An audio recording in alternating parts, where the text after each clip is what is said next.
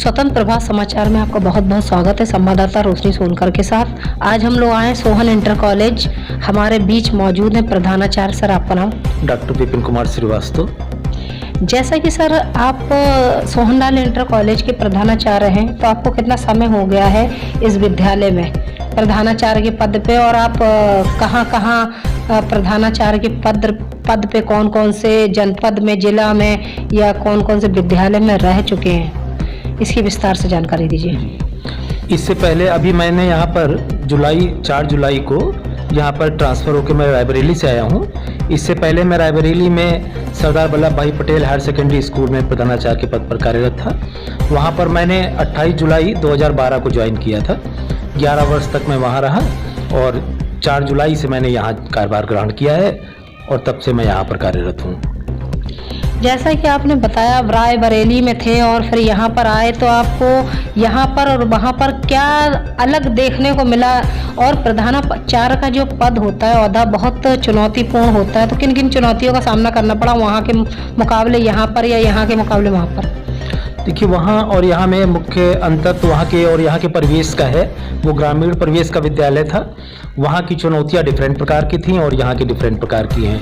बाकी विद्यालयों में जो सामान्य चुनौतियाँ होती हैं वही हैं, बाकी इस तरह की कोई विशेष चुनौतियाँ नहीं हैं। आजकल जो बच्चों के साथ हम लोगों का व्यवहार होता है वो इस तरह से होता है कि किसी तरह की जो भी चुनौतियाँ आती हैं हम लोग उनको अपने अनुसार से, परिस्थितियों के अनुसार से उसका समायोजन करके और उसका निस्तारण तुरंत कर लेते हैं, जिससे कि बच्चों को या हमारी संस्था को किसी भी प्रकार का कोई नुकसान न होने पाए और छात्रों का सर्वांगीण विकास हो सके। तो इस तरह की कोई विशेष चुनौतियां नहीं है। सबसे बड़ी चुनौती जो आती है हमारे सारे विद्यालयों में, जितने अशासकीय विद्यालय हैं, वो होती है धन की। हमारे विद्यालयों में चूँकि सरकार से कोई बहुत धन कहीं से प्राप्त नहीं हो पाता है, इसलिए जो इंफ्रास्ट्रक्चर्स हैं उसको व्यवस्थित करने के लिए धन की सबसे अधिक समस्या है, जिसकी चुनौती हमको वहाँ भी करना पड़ रहा था और यहाँ पर भी ये चुनौती उसी प्रकार की है।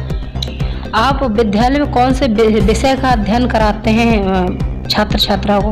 विज्ञान का। आपके विद्यालय में कितने शिक्षक शिक्षिकाएं हैं और बच्चों की कुल कितनी संख्या है?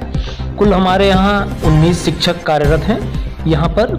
यहाँ कक्षा 1 से और 10 तक वित्तीय मान्यता प्राप्त है।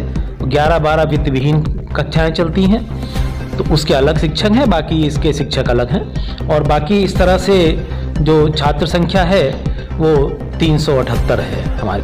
कौन कौन से वर्ग में कौन कौन से विषय का अध्ययन आपके शिक्षकों द्वारा कराया जाता है? हमारे यहाँ 11-12 में मानविकी वर्ग है, जिसमें हिंदी है, इंग्लिश है, एजुकेशन है, सोशोलॉजी है, पॉलिटिकल साइंस है, ये विषय पढ़ाए जाते हैं।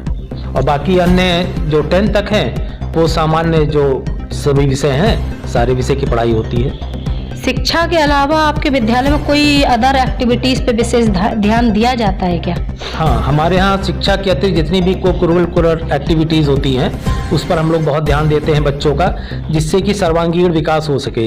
इसके लिए टाइम पर उनके जो प्रतियोगिताएं हम लोग कराते हैं उसके लिए, और NGOs या कहीं से भी हमको जो सहयोग प्राप्त होता है जो कि बच्चों के विकास के लिए सहायक होते हैं, उन सबका भी प्रयोग हम लोग समय समय पर करते रहते हैं।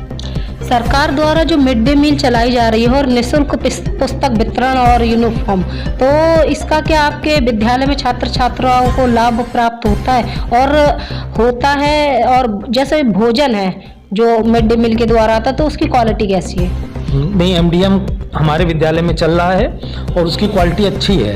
हम उसका समय समय पर प्रतिदिन लगभग किसी न किसी अध्यापक के द्वारा उसको चेक भी करवाते हैं, जिससे कि अगर किसी तरह की क्वालिटी में कमी हो तो हम तत्काल उनको सूचित करके और उसका तुरंत निस्तारण कर सके, ताकि बच्चों को हमारे किसी भी तरह से ऐसा भोजन न प्राप्त हो सके जो उनके स्वास्थ्य के लिए नुकसानप्रद हो। और जो MDM की सरकार की योजनाएं हैं वो अच्छी योजना है। उससे यहाँ जो निर्धन छात्र होते हैं वो घर से भूखे चले आते हैं, तो उनको यहाँ पर भोजन मिल जाता है और जिससे वो खा करके और आराम से पढ़ते और खेलते हैं। और रही बात निःशुल्क पाठ्य पुस्तक की, वो भी प्राप्त हुई थी और उसका भी वितरण करा दिया गया था। वो भी सरकार की एक अच्छी योजना है और इसको सतत चलते ही रहना चाहिए।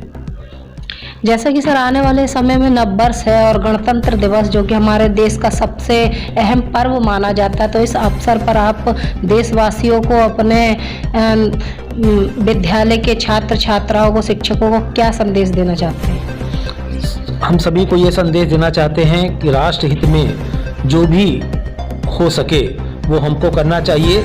सर्वोपरि राष्ट्र है, यदि राष्ट्र ही अच्छी तरह से विकसित हो रहा है तभी हम सबका विकास संभव है। इसलिए राष्ट्र के हित में जितना भी हो सके हम सभी को और समाज के लोगों को मिल करके प्रयास करना चाहिए, क्योंकि जो आज बच्चे हैं यही राष्ट्र के लिए आगे निर्माता होंगे।